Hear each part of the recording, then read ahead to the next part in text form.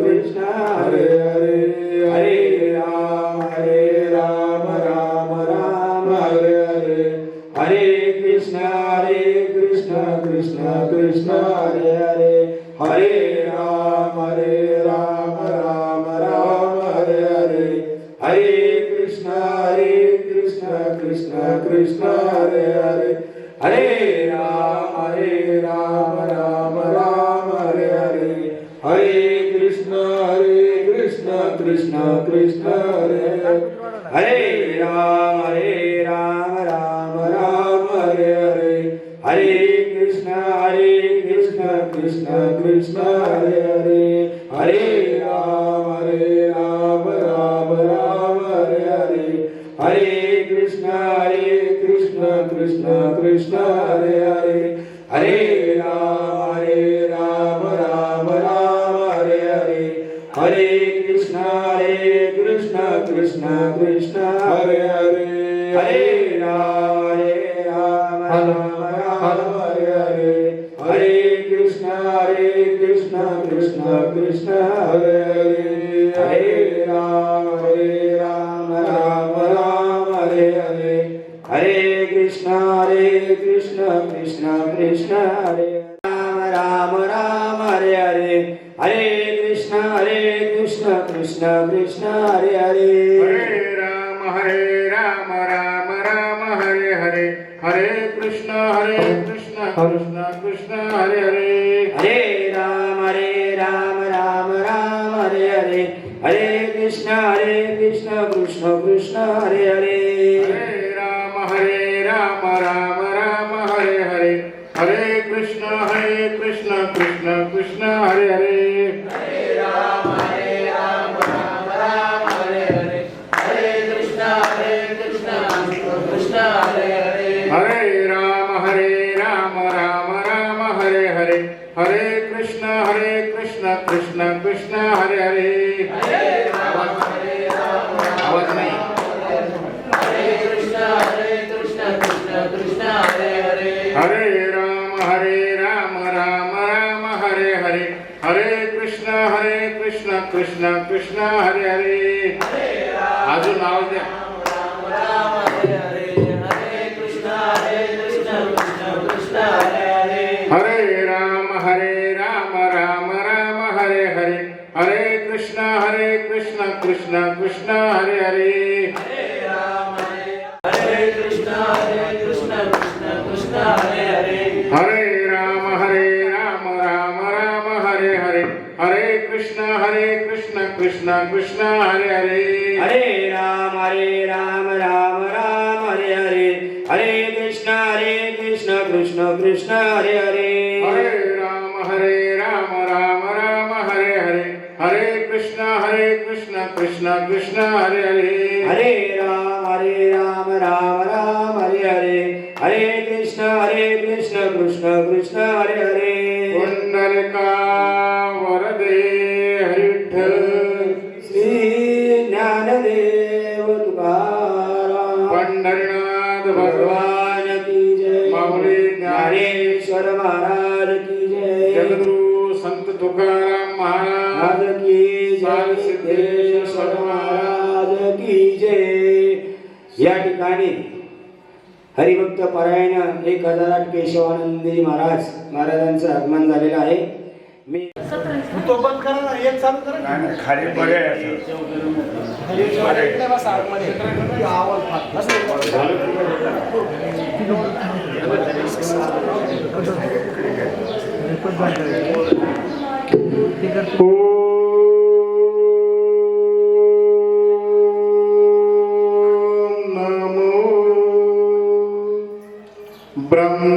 ब्रह्मादिभ्यो ब्रह्मविद्या संप्रदाय कर्तृभ्यो अंशरषिभ्यो महद्भ्यो नमो गुरुभ्यः सर्वप्लवरहित प्रज्ञानघनः प्रत्यगरतो ब्रह्मैवाहम् ब्रह्मैवाहमस्मि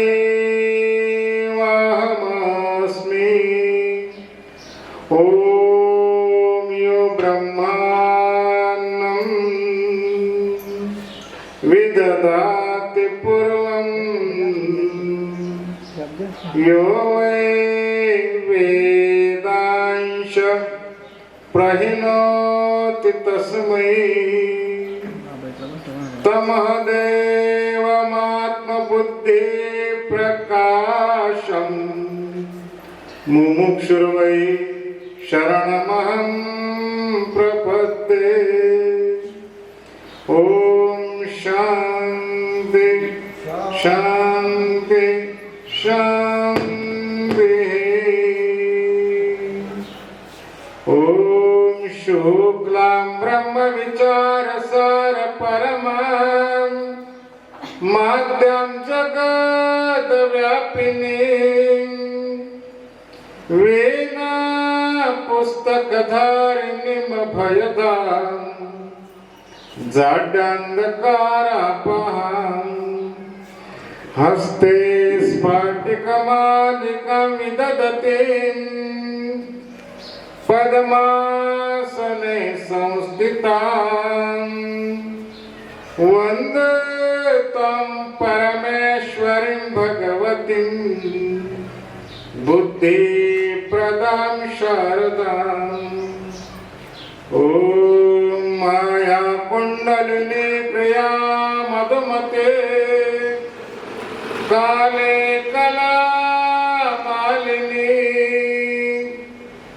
मातंगी विजया जया भगवती देवी शिवा शांभवी शक्ति शंकर वल्लभा त्रिनयना वांगवादिनी भैरवे ओंकारे त्रिपुरा पुरा पुरमयी माता कुमारी त्वसि मुखं करोति वाचालं पङ्गुं लङ्घयते गिरिं यत्कृपातमहं वन्दे परमानन्दमाधवं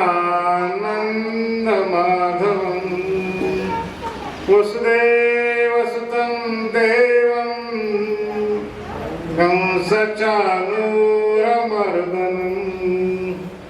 देवके परमानन्दं कृष्णं वन्दे जगद्गुरुं कृष्णं वन्दे जगद्गुरुं नारायणं नमस्कृत्य नरं चैव नरोत्तमं देवीं सरस्वतीं व्यासं ततो जयमुदीरयेत् सच्चिदानन्दरूपाय विश्वोत्पत्त्यादिहेतवे तापत्रय विनाशाय श्रीकृष्णाय वयं नमः। मासोत्तम मास महामांगल्य मास चैत्र मास कृष्ण पक्ष आज पुण्य पर्वणी प्रतिपदा तिथी। या पुण्य पर्वावरती क्षेत्र साल सिद्धेश्वराच्या अखंड निवासाने पुनीत झालेले हे पंचक्रोशी सच्चिदानंद ब्रह्मलीन सद्गुरुमूर्ती कृष्णराज महाराज यांच्या तपोभूमीमध्ये इंगोलेवाडी आपल्या ह्या पवित्र भूमीमध्ये माऊली मंदिराचा ह्या वर्षाचा 50वा म्हणजे स्वर्ण महोत्सवाचा कार्यक्रम सप्ताह कार्यक्रम आरंभ ह्या प्रवचने आरंभ होत आहे। माऊलींचं आगमन या भूमीमध्ये होऊन 50 वर्ष पूर्ण झाली आणि सोनेरी वर्षाचा यावर्षी उदय झालेला आहे आणि त्या निमित्ताने आमच्या स्वतंत्र देशाचा अमृत महोत्सव समाप्त होत आहे आणि आमच्या वाडीचा गावचा स्वर्ण महोत्सव सुरू होत आहे। असा योगायोग आहे। ते स्वर्ण महोत्सवाच्या निमित्ताने आयोजित केलेला हा कार्यक्रम सप्ताहाचा प्रथम दिवस आणि प्रथम प्रवचन माऊलींच्या स्नेहाला आपण समर्पित करत आहोत। माऊलींच्या जीवनावरती प्रकाश नागर अभंग आपण सेवेसाठी घेत आहोत, जो संत सेठ जगद्गुरु तुकोबारायांची शिष्या बहिणाबाई यांचा अभंग आपण चिंतनासाठी घेत आहे।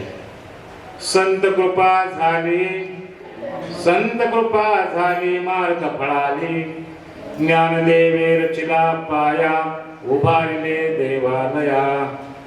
नामातयाचा किंकर, नामातयाचा किंकर, तेने केला हा विस्तार. ज्ञानदेवे रचिला पाया, उभारले देवालया. जनार्दन एकनाथ, जनार्दन एकनाथ, खांब दिला भागवत. ज्ञानदेवे रचिला पाया, उभारले देवालया. तुका झाला से कळस, तुका झाला से कळस, भजन करा सावकाश. ज्ञानदेवे रचिला पाया, उभारले देवालया. बहिणी म्हणते फडकती ध्वजा, बहिणी म्हणते फडकती ध्वजा, निर्गुण केले ओझा. ज्ञानदेवे रचिला पाया, उभारले देवालया. प्रस्तुत प्राप्त प्रसंगी इंगवलेवाडी समस्त ग्रामस्थांच्या वैष्णवांच्या अत्यंत प्रयत्नातून प्रेमातून ह्या वर्षाचा सुवर्ण महोत्सव कार्यक्रम सुरू होत असताना आजचा हा पहिला प्रवचनाचा दिवस आहे आणि ज्ञानदेवांच्या जीवनाशी संबंधित असा अभंग आहे. याचा केंद्र, ह्या अभंगाचा केंद्रबिंदू ध्रुवपद ज्ञानदेव आहे. ज्ञानदेव रचिला पाया, उभारले देवालया. हा कुठला पाया, कुठला मंदिर, कुठली इमारत, याच्यावर आपलं चिंतन करायचं आहे. संत कृपा झाली, इमारत फळाली, ज्ञानदेवे रचिला पाया, उभारले देवालया. एक सांप्रदायिक परंपरा सांगणारा, सूचित करणारा अभंग आहे की सांप्रदायिक परंपरा कशी चालत आलेली आहे. हे महिन्या स्मरण झालेले कवित्व आहे. तर सांप्रदाय हा शब्द पहिला समजून घेतला पाहिजे. उपदेशाचे 4 प्रकार आहेत: साम, दाम, दंड आणि भेद. प्रथम जो साम हाच प्रयोग केला आहे. धर्मशास्त्राने, वेदशास्त्राने, न्यायमूर्तींनी, ज्येष्ठांनी, श्रेष्ठांनी, ज्ञानांनी, तपस्व्यांनी, बलवानांनी साम हा प्रयोग समजावरती जनतेवरती केलाय. साम म्हणजे सम्यक ज्ञान, योग्य ज्ञानाने उपदेश करणे, याला साम म्हणतात. अंतिम प्रयोग दंड आहे शेवटचा. परंतु सम्यक ज्ञान म्हणजे संप्रदायाची परंपरा, म्हणजे ते वेदशास्त्राचं, धर्माचं ज्ञान. तर साम शब्द, संप्रदाय हा शब्द मूळचा साम शब्दापासून तयार होतो. प्र हा विसर्ग आहे. व्याकरणाच्या प्रक्रियेमधून संप्रदाय शब्दाचा साम हा सम्यक शब्द तयार झाला. सम्यक शब्द, सम्यक अर्थाने. सम्यक म्हणजे समानता, जीव शिव समान आहे, सरागती राम देहाय देही एक, अशा सम्यक अर्थ शब्द म्हणजे अद्वैत तत्वज्ञानाशी संबंध शब्द सम्यक शब्दात अर्थ होतो. अद्वैत तत्वज्ञान सम्यक. सम्यक ज्ञान वेदशास्त्र आतापर्यंत मनुष्य जातीला देत आहे की ज्या ज्ञानाच्या आधारे द्वैत प्राप्त होणार नाही, अद्वैतामध्ये जीवात्मा मुक्त होईल, त्या अर्थाने सम्यक ज्ञान दिलं जातं. सम्यकचा अर्थ साम होतो. आणि साम ज्ञानाचा प्रचार करणारी यंत्रणा, परंपरा, प्रणाली, ते ज्ञान प्रदान करणारी परंपरा म्हणजे संप्रदाय. संप्रदायाचा ह्या शब्दाचा शब्दशः अर्थ होतो आतापर्यंत, ते ज्ञान आतापर्यंत आलेली परंपरा, त्याला म्हणतात संप्रदाय. आणि हे ज्ञान अनादिकालचं आहे, आत्ताच नाही. सांप्रदायिक ज्ञान अनादिकाल, फक्त प्रक्रियेमध्ये बदल झाला आहे.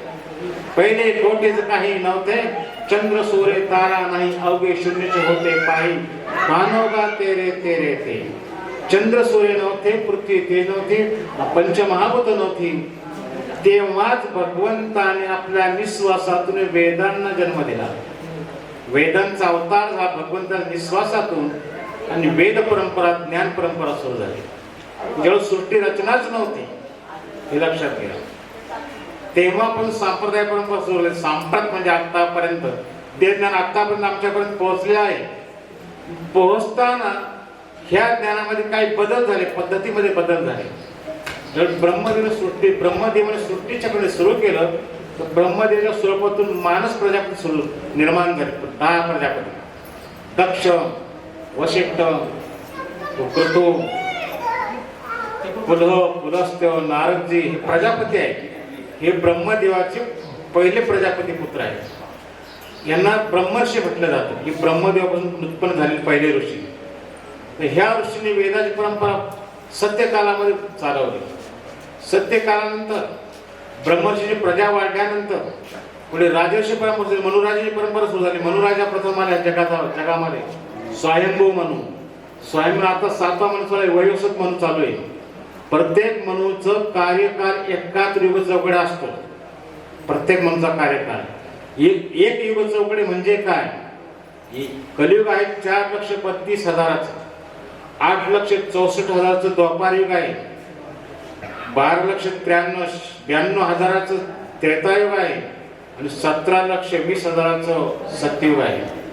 यांची संख्या होते 43,20,000 वर्ष. एवढ्या वर्ष संख्येला एक युग चौकडी म्हणतात. अशा एकाच युग चौकडी एका मनुला राज्य असतं. ब्रह्मदेवाचा पहिला पुत्र स्वयंभू मनु झाला. त्याच्या पहिल्याच एकाच युग चौकड्या संपल्या. आता 7वा वयोसत मनु चालू आहे. एवढ्या युग चौकड्या होत गेल्या. पहिली परंपरा साम्राज्य सुरू झाली ती ब्रह्मर्षींची सुरू झाली. वशिष्ठ नंतर विश्वामित्र पुन्हा राजर्षी परंपरा सुरू झाली. याला ऋषी परंपरा म्हणतात. ऋषी त्यानंतर कालांतर द्वापार युगामध्ये संन्यास परंपरा सुरू झाली. गुरुने एकच शिष्य निर्माण करायचा, संन्यासी उपदेश करायचा. ही संन्यास परंपरा नाथपंथापर्यंतच आली. तिथून पुढे सांप्रदायिक ही आता परंपरा आहे. नाथ परंपरा आणि वारकरी परंपरा तेव्हापासून सुरू झाली द्वापार युगानंतर. इथपासून आपल्याला सुरुवात करायचं आहे. संत कृपा झाली इमारत फळाली, ज्ञानदेवे रचिला पाया, उभारिले देवालया. तो वैष्णव परंपरा ही द्वापार युगातून सुरू झाली नाथ संप्रदायाद्वारे. प्रश्न असा आहे की भगवान श्रीकृष्णांचा अवतार समापन होणार होता. अवतार लीला समाप्त झालेल्या होत्या. भगवान श्रीकृष्णांनी चिंतन केलं की आता कलियुग लागणार आहे, द्वापरयुग संपणार आहे. मी पुन्हा पंढरीला येतपर्यंत जो मधला कालखंड धर्माचा त्याचं रक्षण, त्याची व्यवस्था कशी करायची, असं चिंतन भगवान द्वारकाधीश आपल्या राजभवनामध्ये करत असताना त्यांनी नवनारायणांना आव्हान केलं. नवनारायण करभाजन नवनाथ पंथ आहे, मूळचे नवनारायण आहे. नवनारायण आव्हान केलं. नवनारायण कार्य दिलं की जोपर्यंत पंढरपूरला पांडुरंग रूपाने येत नाही तोपर्यंत मधला कालखंड तुम्ही सांभाळायच्या धर्माचा नाथपंथाद्वारे. नंतर नवनाथ 84ची परंपरा उदयाला आहे. मच्छिंद्रापासून आदिनाथ गुरु सकल सिद्धांत मच्छिंद्र त्याचा शिष्य मच्छिंद्र आणि गोरक्ष ओळखा गहिनीपती गहिनीप्रसादे निवृत्ती तातार ज्ञानदेवे सार चोजविले. ही नाथपंथाची परंपरा आहे. ह्या परंपरेने वारकरी संप्रदाय पाया घातलेला आहे. तोपर्यंत संत परंपरा नव्हती, ऋषी परंपरा होती. द्वापरयुगापर्यंत संत परंपरा, वैष्णव परंपरा नव्हती. नाथपंथाने आणलेली ही परंपरा माऊलीपर्यंत आल्यानंतर माऊलींनी ह्या संप्रदायाचा पाया घातला. ज्ञानदेवे रचिला पाया, उभारिले देवालया. ज्ञानदेवाने पाया घातला. असं कसा काय पाया घातला? तर विठ्ठलपंत हे माऊलींचे पिताजी. विठ्ठलपंतांनी संन्यास आश्रमानंतर गुरूंच्या आज्ञेने पुन्हा प्रस्ताव स्वीकारावा लागला. त्यामुळे विठ्ठलपंतांना धर्मवार्तांकडून अनेक प्रकारचे यातना हाल सोसावे लागले. हे आपल्याला ज्ञात आहे. त्यांच्या जीवनामध्ये काय काय प्रकार घडले, देहांत पाहिजे त्यांना शेवटची शिक्षा सुचवली गेली. हा विषय आहे. अशा ह्या समाजाला योग्य ज्ञान होण्यासाठी, गीतेचं भागवताचं ज्ञान होण्यासाठी त्यांनी आपले ज्येष्ठ पुत्र निवृत्तीनाथ यांना एकांतात बोलून सांगितलं, निवृत्ती, या समाजाला ज्ञान नाही. या समाजामध्ये वर्णवाद आहे, जातीवाद आहे, अत्यंत विषम स्तराला हा समाज पोहोचलेला आहे. या समाजाला सम्यक ज्ञान, सांप्रदायिक ज्ञान झाल्याशिवाय समाजामध्ये शांती आणि एकता नांदणार नाही, परमात्मा सुद्धा अवतार घेणार नाही. अशी परिस्थिती ह्या समाजाची आहे. म्हणून मी संन्यास घेऊन पुन्हा ग्रस्ताश्रम घेतलेलं आहे आणि मला नको ते हालापेष्टा झालेले आहे. तर यासाठी उपाय म्हणून तुम्ही समाजाला प्रबोधनपर काही साहित्य ग्रंथ निर्माण करा. हे कामगिरी निवृत्तीनाथानं सांगितले होते आणि निवृत्तीनाथाने आपले कनिष्ठ बंधू आणि शिष्यनाथाने ज्ञानदेवाने हे काम सांगितलं की गीतेवरती भाष्य केलं पाहिजे. ग्रंथराज ज्ञानेश्वरी असा हा ग्रंथ निर्माण केला. त्या ज्ञानेश्वरी चिंतन आज ज्ञानेश्वरीची भाषा प्रत्येक जगाच्या प्रत्येक भाषेमध्ये भाषांतरित झालेले ज्ञानेश्वरी ग्रंथ हा एकच ग्रंथ जगात असा आहे की त्या सर्व भाषेमध्ये भाषांतर जगामध्ये पोहोचलेला आहे. असा अलौकिक ग्रंथ आहे. तर ज्ञानदेवांनी ह्या संप्रदायाचा पाया घातला. पण याला पार्श्वभूमिका आहे, फार मोठी पार्श्वभूमिका आहे. तर ज्ञानदेवांना ज्ञानेश्वर होताना महाविष्णूचा अवतार सखा माझा ज्ञानेश्वर, विष्णूंना ज्ञानेश्वर काय व्हावं लागलं हा प्रश्न आपण पहिला समजून घेऊ. मागच्या मनवंतरामध्ये, आता मनवंतर तुम्ही ऐकलेत, एकाहत्तर मनवंतर असतं आणि मनवंतर अंशदा प्रलय होतो. काही भागाचा प्रलय होतो, म्हणजे 60% प्रलय होतो, 40% जनता शिल्लक राहते. त्याला मनवंतर म्हणतात. प्रलयाचे 4 प्रकार सांगितले: महाप्रलय, अत्यंतिक प्रलय, नित्य प्रलय, अंशता प्रलय. तर मनवंतरानंतर अंशता प्रलय होतो. तर मागच्या प्रलयामध्ये मनवंतरामध्ये पृथ्वी जलमय झाली असताना पृथ्वीच्या एका टेकडीवरती वटवृक्षावरती वटवृक्षाच्या पानावरती भगवान श्रीकृष्ण बालक रूपाने शयन करत असलेले नारदांनी पाहिलं. देवर्षी नारदांनी पाहिलं. तो सर्वत्र सृष्टी जलमय आहे, पृथ्वीवरती प्राणी मात्र नाही. भगवंताची ही लीला काय?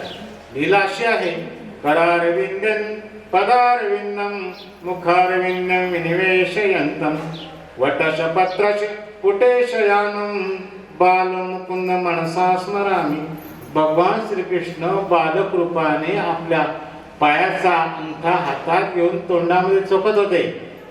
हे दृश्य नारदाने पाहिलं. आणि हे काय भगवंत लीला करतात? पृथ्वी जलमय झालेली आहे, प्रलय झालेला आहे आणि अशी अलौकिक लीला मी काय पाहतो देवाची. पण नारदाने देवाला विचारलं, ही काय तुम्ही लीला करता देवा? तुम्ही पृथ्वी जलमय झालेली आहे, प्रलय झालेला आहे आणि तुम्ही वटवृक्षाच्या पानावरती शयन करून बालक रूपाने आपल्या पायाचा अंगठा हातामध्ये तोंडामध्ये चोखत आहे. भगवंत आणि नारद, मी अनेक अवतार घेत आलो. प्रलयामध्ये आता कोणीच नाही, मी एकटाच आहे. तर प्रत्येक अवतारामध्ये माझे भक्तगण चरणतीर्थ ग्रहण करतात. माझे चरणामृत प्रेमाने अंगावरती शिंपडतात, पितात, सेवन करतात. याच्यामध्ये असा काय स्वाद आहे चरणतीर्थामध्ये? आता कोणीच नाही म्हणून मी अनुभवतोय, असा अनुभव घेतोय. नारायण नारायण नारायण. देवा असा अनुभव तुम्हाला घेता नाही? तुमच्या चरणामध्ये काय स्वाद आहे? याच्यासाठी तुम्हाला आमच्यासारखं भक्त व्हावं लागेल. असं नाही तुम्हाला अनुभव येणार तुमच्या चरणाचा स्वाद काय आहे. पण नारदानं वचन दिलं, मी कलियुगामध्ये पांडुरंग अवतारामध्ये नाथ पंथाची समाप्तीच्या वेळेस द्वापर युगानंतर मी अवतार घेईन भक्त रूपाने. म्हणून भगवान विष्णू माऊलींच्या रूपाने, महाविष्णूचा अवतार सखा माझा ज्ञानेश्वर. विष्णू ज्ञानरूपाने अवतीर्ण झाले, आळंदीमध्ये जन्म झाला. त्यांचं भले नेवास ठिकाण ज्ञानेश्वर टेहरी, पैठणजवळ निवास वडिलांचं गाव आहे. परंतु ह्या भावंडाचा जन्म अलंकापूर म्हणजे आजोळी झालेला आहे. ज्ञानदेवांचा जन्म आजोळी झाला. आणि ही सारी भावंड अगोदर वडिलांना देहांत प्रायचित मिळत. हा प्रश्न पहिला समजून घ्या, देहांत प्रायचित म्हणजे काय? देहांत प्रायचित म्हणजे देहदंड नाही, प्राणदंड नाही. मुळात गुरूंच्या आज्ञेवरून विठ्ठल पंतांनी पुन्हा ग्रस्तासन स्वीकारला, संन्यास झालेला होता. एकदम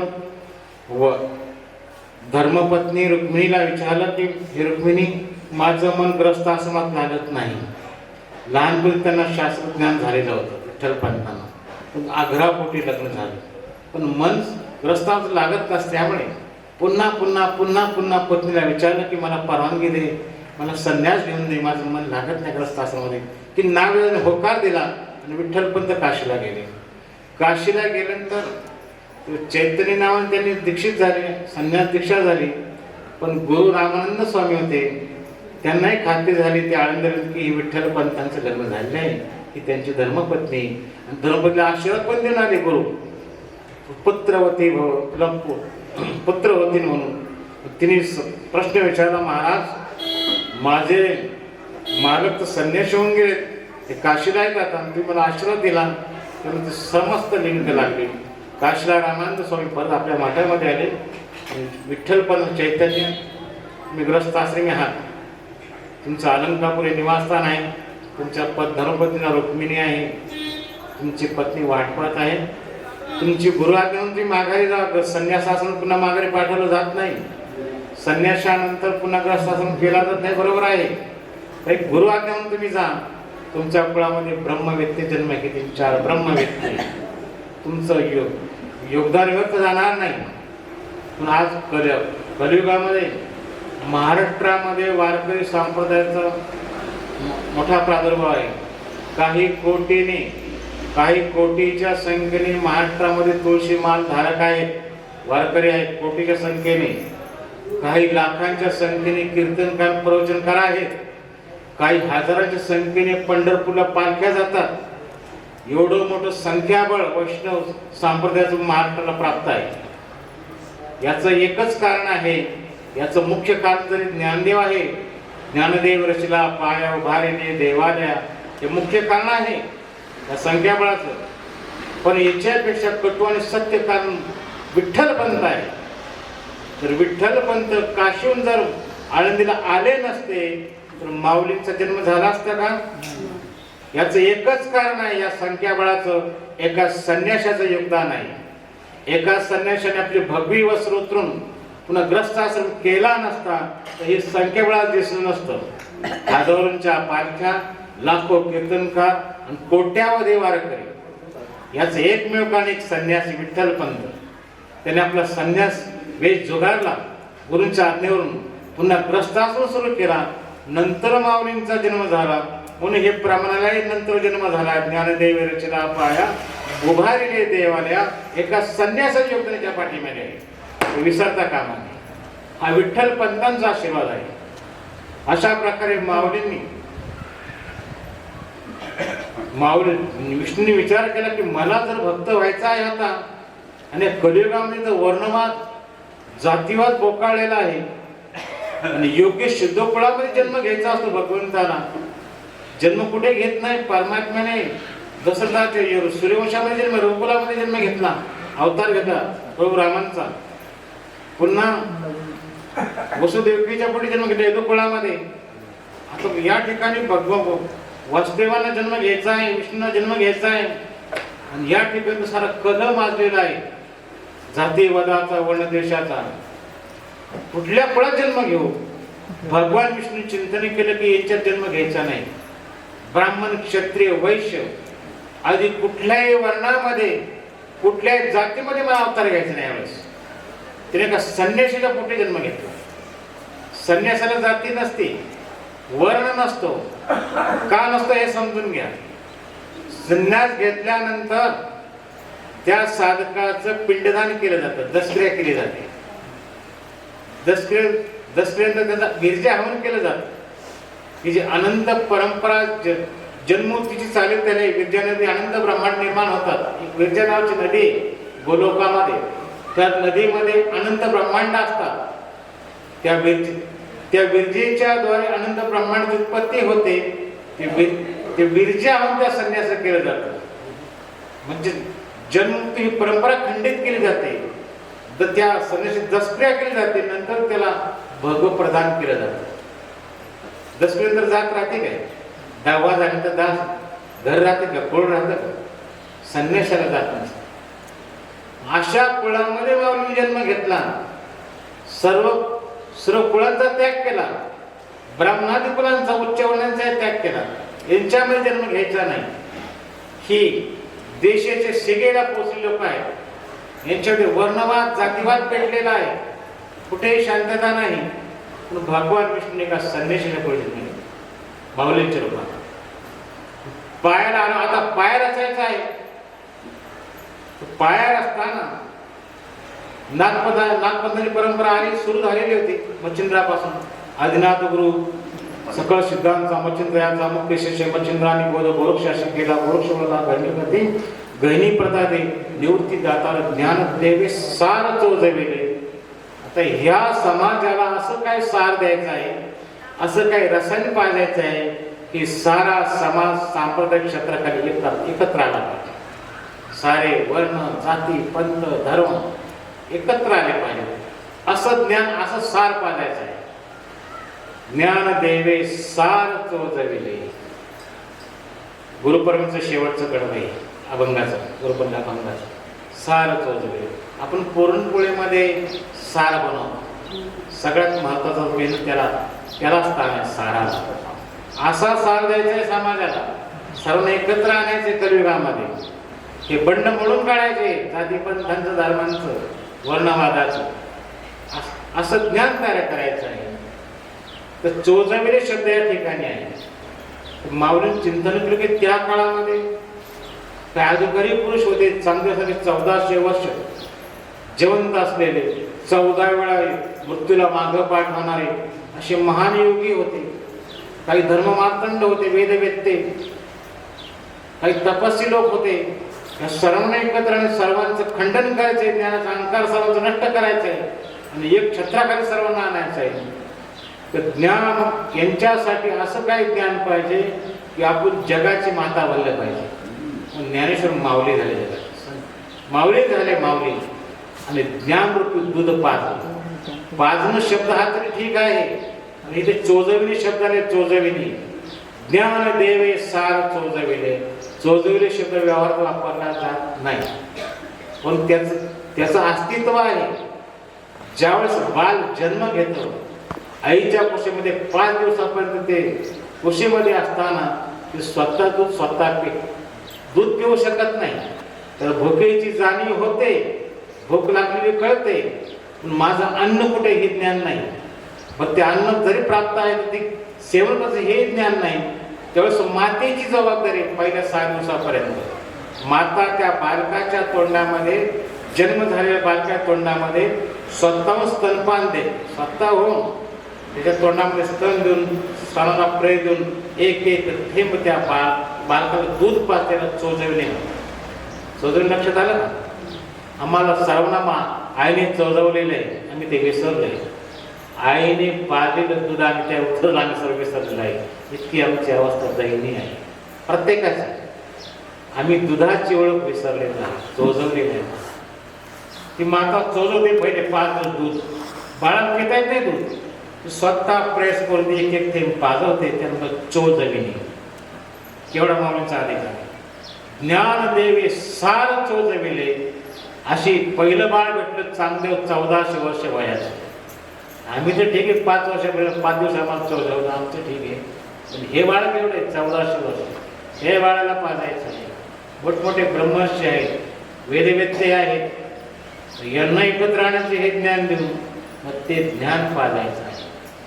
ज्ञान देवे सार चोजविले. ही भावंड पहिल्यांदा पंढरपूरला गेली. संत निवृत्तीनाथ ज्ञानदेव सोपानदेव मुक्ताबाई लहान वयातच पहिल्यांदा पंढरपूर. निवृत्तीनाथ असताना 8 वर्षाचे, 6 वर्ष ज्ञानेश्वर, त्याप्रमाणे चला मागे 2 धर्मक्षेत्र. अशा अवस्थेत पहिली वारी पंढरपूरला गेली आणि पांडुरंगासमोर बसले 4ही भावंड. निवृत्ती, ज्ञानदेव, सोपानदेव, मुक्ताबाई. माऊलींच्या शेजारी मुक्ताबाई बसली होती. तर माऊलींना ज्ञान झाले. नारदांना वचन दिलं होतं की मी भक्त होईल आणि भगवंताच्या चरणाचं काय चरणतीर्थ स्वाद आहे तो मी घेईन. आणि तो दिवस आज उजाडला. आज पांडुरंग चरणतीर्थ घ्यायचा आहे. त्या स्वादामध्ये काय आहे आनंद, काय अमृत भरलेला आहे ते घ्यायचं आहे. आणि माऊलींना स्मरण झालं वाङ्मयाचं.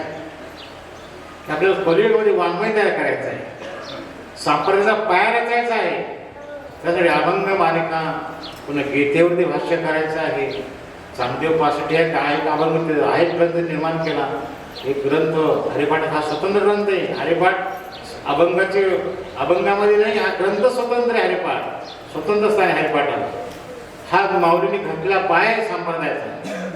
आणि पांडुरंगासमोर माऊलींना स्मरण झाला अभंग. पहिला ध्यानाचा अभंग बोलले, सुंदर ते ध्यान वेगवेगळे कर्कटे वरी ठेवण्या. हा अभंग नंतर पुन्हा रूपाचा अभंग बोलले माऊली. रूप पाहता लोचनी सुख झाले व साजनी. साजनी शब्द प्रयोग केलाय माऊली. तर पहिले अभंग आहे हे दोन त्यांच्या जीवनातील. तर ह्या रूपाच्या अभंगामध्ये माऊली म्हणतात, रूप पाहता लोचनी सुख झाले व साजनी. शेजारी बसली बहीण, आपल्या बहिणीला ते बोलतं संबोधून टाकतो अभंग. तर साजनी हा शब्द प्रयोग हा पत्नीशी किंवा आपल्या सखीशी मैत्रिणीशी करतात. इतरांची साजनी शब्द वापरला जात नाही. वहिनीला, बहिणीला, आईला, अन्य कुणाही स्त्रीला साजनी बोललं जात नाही. फक्त धर्मपत्नी किंवा आपली सहेली, मैत्रीण, सखी, जीवाची जिवलग त्यांना साजनी शब्द वापरला जातो वाङ्मयामध्ये. या टेकवीने सख्खी बहीण बसली आणि पहिल्यांदा आपण माऊली बोलतो आपल्या मुखातून अवतार कार्य सुरू झालंय. सांबरचा पाया घालायचा आहे आणि पाया घालताना साजनीला बोलतात, बहिणीला बोलतात साजनी. रूप पाहता लोचनी सुख झाले व साजनी. आपल्या बहिणीला माऊली सांबरचा पाया असताना साजनी म्हणले. मग अत्यंत महत्वाचा प्रसंग हा, विचार करण्याची गोष्ट आहे. बहिणीला साजनी कसे म्हणले आणि ती माऊली आहे. अहो ती बहीण नाही, साजनीचे. ज्यावेळेस भगवंताने वचित नारदाला की आम्ही सारे भक्त म्हणून भक्तरूपाने अवतार घेऊ, त्यावेळेस देवाने अवतार घेतले भक्तरूपाने. सदा शिवाचा अवतार, सखा निवृत्तीदाता, महाविष्णूचा अवतार, सखा माझा ज्ञानेश्वर. ब्रह्मा तो सोपान झाला, आदिशक्ती मुक्ताबाई दासी जरी लागे पायी. भगवंताची जी माया, आधी माया पत्नी महामाया तीच मुक्ताबाई झाली. माऊली मूळ स्मरणाप्रमाणे साजनी बोलले, ही माझी आधी माया आहे, माझी पत्नी ही माया आहे. त्या मायेला जागृत केलं. सुख झाले व साजनी या अर्थाने साजनी शब्द आलाय. लक्षात आलास ना बाबा? साजनी शब्द का? सख्याबाईला साजने बोलले. रूप पाहता लोचनी सुख झाले व साजनी. अशा प्रकारे हे देवतांनी मनुष्य रूपाने अवतार घेऊन भगवंत भक्तीचा पाया, ज्ञानदेवे रचिला पाया उभारी रे देवालया. आणि एक ग्रंथ ज्ञानेश्वरी आहे. ह्या समाजाला गीतेचं ज्ञान झालं नाही. जर झालं असतं तर हा वर्णभेद जातीभेदचा भडका उडाला नसता. माझ्या ते ध्यान प्राचीचा प्राप्त हा प्रसंग ओढवला असता. ध्यान प्राचीचं म्हणजे काय सांगता राहिलं. संन्यास घेतल्यानंतर पुन्हा ग्रस्त असा प्रवेश करायचा नाही. आणि हे भांडण धर्ममार्तांड पैठणला गेलं. पैठणच्या न्यायाधीशांनी धर्मार्तांना सांगितलं, तुम्हाला देहांत पाहिजे. ध्यान प्राचित म्हणजे प्राणदंड नाही. ध्यान प्राचिताचा असा अर्थ आहे की ह्या क्षणापासून हे शरीर संसार कर्मासाठी वापरायचं नाही. प्रत्येक श्वास भगवंताच्या चिंतनासाठी वापरायचा. देहाचा अंत होईपर्यंत ह्या शरीराचा उपयोग फक्त हरिचिंतन आणि तेही जन्मभूमी सोडून काशी क्षेत्रामध्ये राहायचं आहे, गंगेच्या काठावर. असा ध्यान पाहिजे खरा अर्थ आहे. ह्या अर्थ न घेता आमच्याकडून चुकीचा उपदेश दिला जातो आणि इंद्रियामध्ये आत्महत्या केल्यास सरळ सांगतात कीर्तनामध्ये. असं नाही ते. ह्या क्षणाला गाव सोडायचं, काशीला जायचं, गंगेच्या काठावर फिरायचं, गंगेचंच पाणी प्यायचं, गंगेचं स्नान करायचं, भिक्षा मागायची. देहाचा परिचय द्यायचा नाही. मी कोण आहे हा परिचय द्यायचा नाही. कुठेतरी मठ मंदिराच्या निवाऱ्याला, वृक्ष निवाऱ्याला राहायचं आणि भिक्षा नव्हती जगायचं. शेवटच्या श्वासापर्यंत प्रभूचं चिंतन करायचं, हे ध्यान राहायचं. आणि विठ्ठल पंतांनी घेतलं झोपेमध्ये मुलांना सोडून ते कास निघून गेले, परत आले नाही. पण ध्येय प्राचित झाले. प्राणदंड नाही, आत्महत्या नाही. हा सांगण्याला फार मोठा घोटाळा आहे, फार मोठा ब्रह्म घोटाळा घडलाय असा अर्थ नाही. धर्म मार्तंड म्हणजे सूर्य. धर्माचे सूर्य म्हणजे धर्मज्ञान देणारे, न्याय देणारे त्यावेळी ब्राह्मण लोक असायचे, शास्त्री आचार्य लोक त्या व्यासपीठावरती बसायचे आणि धर्माचा न्याय द्यायचा धर्ममार्तंड होते. आता कोर्ट म्हणतात, आता न्यायाधीश म्हणतात. धर्ममार्तंड म्हणजे त्यावेळेस तत्कालीन कोर्ट. तर त्यांना देहांत प्राची शिक्षा झाली, ते काशीला निघून गेले. इकडे माऊलींनी नंतर वडिलांच्या इच्छेवरून, निवृत्तीच्या इच्छेवरून साहित्य रचनेचा उपक्रम हाती घेतला. साहित्य रचना आता अभंग मालिकेत लोक पाहता लोक सुख झाले. हा पहिला पाय दगड, पायाचा पहिला दगड. ज्ञानेश्वर लिहिताना पहिली ओळी गेली, ओम नमो जी आद्या वेद प्रतिपाद्या जय जय वेद आत्मरूपा देवा तूचे गणेशू सकलार्थमती प्रकाशू म्हणे निवृत्तीदासू अवधार जोजी. ही पहिली ओवी आहे. माऊलींनी नेवासाला ज्ञानेश्वर लिहिलेले सर्वश्रुत आहे, सर्व ज्ञात आहे. परंतु ज्या पहिल्या 21 ओव्या आहेत नमनाच्या, त्या नेवासाच्या नाहीत. नागपंथीयांनी वृद्धेश्वर महादेव नगर क्षेत्र आहे, नागपंथ वृद्धेश्वर महादेव, त्यातले 1 वर्ष अखंड यज्ञ चालवलेला होता. आणि त्या यज्ञामध्ये सर्व स्वर्गातील देवता, कैलासपती महादेव, सर्व नक्षत्राधिपती देवता उपस्थित झालेल्या होत्या. आणि वर्षानंतर यज्ञाची सांगता झाली. सांगतेनंतर यज्ञ देवता विसर्जित केला. भगवान शंकर तिथून गेलेच नाही मला, तिथेच राहून बसले. ते उद्देश्य ठिकाण आहे आणि नागपंथ ते महत्त्वाचं क्षेत्र मानलं जातं. असं नागपंथाचं आपलं पवित्र धाम पाहण्यासाठी, दर्शन होण्यासाठी माऊलींचं 4 भावंडांची यात्रा उद्देशनाथला गेली, उद्देशाला गेली. आणि उद्देशाच्या मंदिरामध्ये माऊली बसल्यानंतर माऊलींना स्मरण झालं की आपल्या ज्येष्ठ बंधू गुरुवारी निवृत्तीनाथांनी सांगितलंय आणि वडिलांनी पण सांगितलंय की गीतेवरती भाष्य केलं पाहिजे. गीतेचं ज्ञान ह्या समाजाला झालेलं नाही, म्हणून गीतेवरती प्राकृत भाष्य ग्रंथ लिहिला पाहिजे. म्हणून माऊलींनी त्या ठिकाणी त्यांना मंगलाचं स्मरण झालं उद्देशाच्या मंदिरामध्ये. आणि पहिली ओळी स्मरण झालं या ठिकाणी नाथांना, ओम नमो जी आद्या वेद प्रतिपाद्या जय जय वेद आत्मरूपा. पहिल्या 21 वेळा नमनाच्या संतपाल, सरस्वतीपाल, गुरुपाल हे नमन 21 वेळा झाल्यानंतर उर्वरित ग्रंथ नेवासाला लिहिला आणि तो सचिदानंद बाबांनी लिहिला. माऊलींनी फक्त सांगितलेलं आहे. एका प्रेताला उठवलं, त्या प्रेताकडून हे कार्य करून घेतलं. तो ती मोठी आख्यायिका आहे, आपल्या आख्यायिकेकडे जायचं नाही. तर ह्या ओवीची चिंता आता करायची. हा पायाचा दगड आहे, ही ओवी नाही. ज्ञानदेवे रचिला पाया उभारले देवालया, त्या पायाचा हा दगड आहे. तर देवालय समजून घ्या. संत कृपा झाली, इमारत पळाली. ही इमारत काय? कलियुगामध्ये विठ्ठल अवताराच्या प्रसार धर्म प्रसारण्यासाठी, कथा कीर्तनाचा प्रचार होण्यासाठी मुख्य वाङ्मयाची गरज आहे. आणि ते वाङ्मय लिहिणं संतांचं प्रमुख कार्य होतं. ह्या वाङ्मयामध्ये ज्ञानेश्वरीचा मोठा भाग आहे.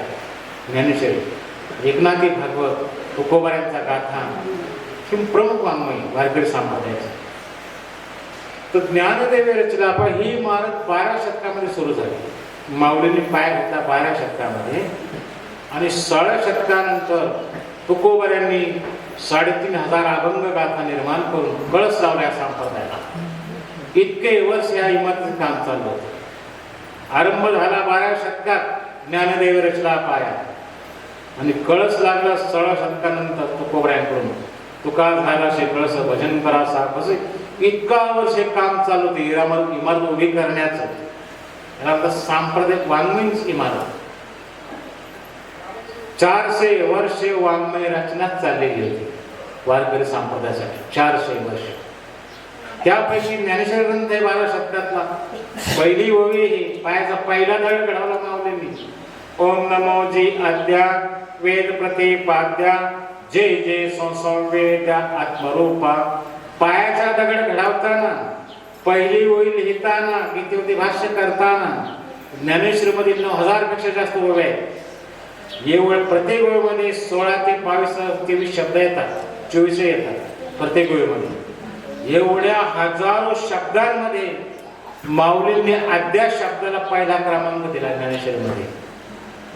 या शब्दाला काय महत्व आहे ज्ञानेश्वरीच कळत काय महत्वाचा शब्द आहे. परंतु हा शब्द आमच्या बोली भाषेत वापरला जात नाही, व्यवहारात नाही वापरला जात अद्या शब्द. पण माऊली पहिला शब्द ज्ञानेश्वरी त्याला स्थान दिले. ओम नमो जी अद्या. असा काय महत्वाचा शब्द माऊलींना वाटला आणि हा नमनाचा शब्द आहे. ह्या एकाच शब्दातून माऊलीने परमात्म्याचं नमन केलेलं आहे, ईश्वराचं. हा शब्द माऊली महत्वाचा वाटण्याचं कारण हा शब्दाला अनेक प्रकारचे अर्थ पैलू आहे.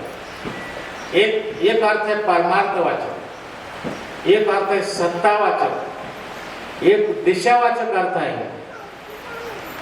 हे अर्थ समजा एक कालवाचक अर्थ आहे. एवढा अर्थ या शब्दामध्ये आहे. कालवाचक म्हणजे आधी अनादिपूर्वी तो परमात्मा होता. अद्या शब्द म्हणजे अनंत काळापूर्वी आद्य जे तत्व होतं, अनादि जे तत्व होतं त्याला अद्या म्हटलेलं आहे. म्हणजे या ठिकाणी कालगणनेचा संबंध आला. अद्या आणि कालगणना करताना आमचा वैज्ञानिक युग घड्याळ कॉम्प्युटरने कालगणना करतो, टायमिंग मोजतो, पण तो अद्यासारखं मोजत नाही. वेदाने कालगणना अशी केली आहे की सूर्य शालेय अभ्यासक्रमामध्ये सूर्य स्थिर आहे, त्यामध्ये नवग्रह फिरतात असं पण शिकवलं जातं. परंतु वेदामध्ये असं सांगितलं नाही. वेदामध्ये सूर्य आपला नवग्रह परिवार घेऊन भ्रमण करीत आहे, अंतरामध्ये पळत आहे आणि सूर्याचं पळण्याचं स्पीड एका क्षणाला 2000 इतकं आहे. सूर्य अंतरामध्ये पळत असताना एका क्षणाला 2000 इतक्या गतीने स्पीडने पळतो. एक योजन म्हणजे काय? एक योजन म्हणजे पंचकोशी, 5 कोस. 5 कोस म्हणजे 10 मैल 15 किलोमीटर अर्थ होतो. एका क्षणाला सूर्य 2000 योजन इतक्या गतीने पळतात. किलोमीटर काय आता तुम्हाला कॅल्क्युलेशन सांगितलं आता. एका क्षणाला इतके किलोमीटर सूर्य पळतो क्षणाला. आता क्षण समजून घेतला पाहिजे. क्षण म्हणजे काय, नेमकं काय प्रकार आहे. तर सूर्य 2000 योजन इतक्या गतीने पळत असताना एका अणूला ओलांडण्याला जो वेळ लागतो त्याला अनुकाल वेळ म्हणते. वेदाने त्याला अनुकाल म्हटलेला आहे, सेकंद नाही. वेदाची कालगणना सांगते. ओम नमो जी आद्या कालवाचक शब्द आहे. आद्या म्हणजे कालगणना, अनादि कालापासून आणि आतापर्यंत. ही कालगणना वेद कशी करीत आहे तर अनुकाल, एका अणूला ओलांडण्याला जो वेळ लागतो सूर्याला त्याला अनुकाल म्हटलेला आहे. पुन्हा 3 अणूंचा एक मॉलिक्यूल होतो त्याला तसरण म्हणतात. 3 मॉलिक्यूलला 3 तसरण ओलांडण्याला सूर्याला जो वेळ लागतो त्याला त्रुटिकाल म्हणतात. त्रुटिकाल ही वेदाची कालगणना आहे. 15 त्रुटींची एक नाडिका होते, काष्टा होते, काष्टा. 15 का 100 काष्टांचा एक निमेष होतो, 100 निमेषाचा एक लव होतो आणि 100 लवांचा एक क्षण बनतो. डोळ्याचं पात्र होतं ना, पापणी पडतं त्याला क्षण म्हणतात. ही कालगणना आहे. माऊलीने अद्या शब्द पहिला टाकला ज्ञानेश्वरीमध्ये. ओम नमो जी अद्या म्हणजे कालगणना, कालवाचक शब्द आहे. पहिल्यांदा टाकला ज्ञानेश्वरीमध्ये तो शब्द कालगणना. तर निमेषापर्यंत आला, क्षणापर्यंत आलो. नंतर घटिका, अर्ध्या तासाला घटिका म्हणतात, अर्धा तास. नंतर प्रहर, 3 तासांचा प्रहर. अष्टप्रहरांचे दिवस रात्र, 15 दिवस रात्रींचा एक पक्ष. कालगणना. ओम नमो जी आद्या कालगणना. पाय घातला पहिल्या शब्दात, पायाचा दगड हा संप्रदायाचा आद्या. 15 दिवसांचा दिवसाला एक पक्ष, 2 पक्षांचा एक महिना. शुक्ल पक्ष आणि कृष्ण पक्ष. 2 महिन्यांचा एक ऋतू. वसंत ऋतू, ग्रीष्म ऋतू, वर्षा ऋतू, शरद ऋतू, शिशिर ऋतू. ऋतुचक्र 6 ऋतूंचं एक संवत्सर म्हणजे वर्ष. एका वर्षात 2 आयन येतात, उत्तरायण आणि दक्षिणायन. ओम नमो जी आद्या कालगणना. विषय चाललाय कालगणना. विषय चालला पायाचा दगड.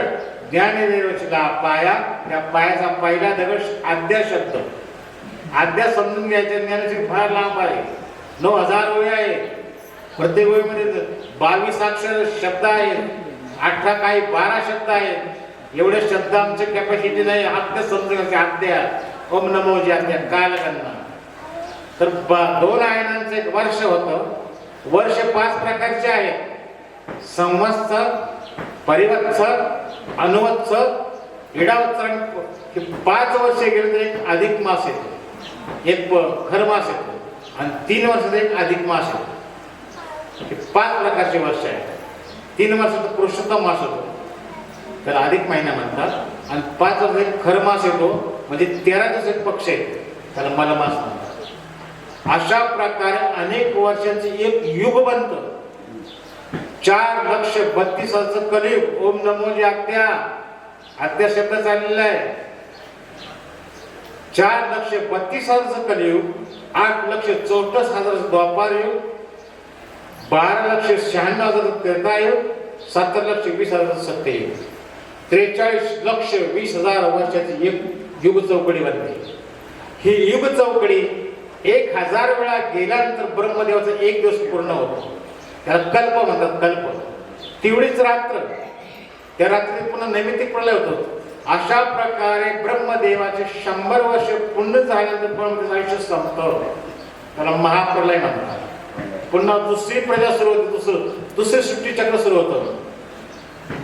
याला आद्या शब्द माऊलीने वापरलाय. कालगणना. ही कालगणना आपण एक ह्या अर्थाने समजून गेला. आद्या शब्द एक अर्थ आहे परमात्मा वाचक. आधी अनादी फक्त एकच परमात्मा होता. पहिले कोटेच काही नव्हते. चंद्र सूर्य तारा नाही, अवघे शून्यच होते पाही. कानोबा तेरे तेरे ते. तेथे एक ढालगज निर्माण झाली. तिने एवढी ख्याती केली. इंद्रादिकास मने बावली. अमरपुरी तिची घरकुली. ऐसे पाप तिने बापाची नात आदर. तो जन्म ती मुळची कन्याकुमारी. तो जन्मला तिची उदरी. ऐसे पाप नवलपरी. ती आधी माया तिने परमात्म्यालाच पती बनवलं. परमात्मा तिच्याच कुठे पुन्हा जन्माला आला. बरोबर. ब्राह्मणचा अवतार झाला कुठं? मायेच्याच कुठे झाला ना. माया ही परमात्म्याची. मायेच्या जर परमात्मा प्रकट होतो परत. ती मुळची कन्याकुमारी. तिचा बाप होतो ब्रह्मचारी. तो जन्मला तेची उदरी. ऐसे पाहता नवलपरी. कानोबा तेरे तेरे ते. अनंत युगांपूर्वी, अनंत काळापूर्वी फक्त एक ब्रह्मतत्व होतं. फक्त परमात्मा होता. त्या परमात्म्याला माझा अनेक प्रकारे विस्तार होण्याची इच्छा झाली. पुणे एकले न कंठेची म्हणे येणे केली निर्माण चौदा भवने. गगन मेघ सूर्यचंद्र तारांगणे.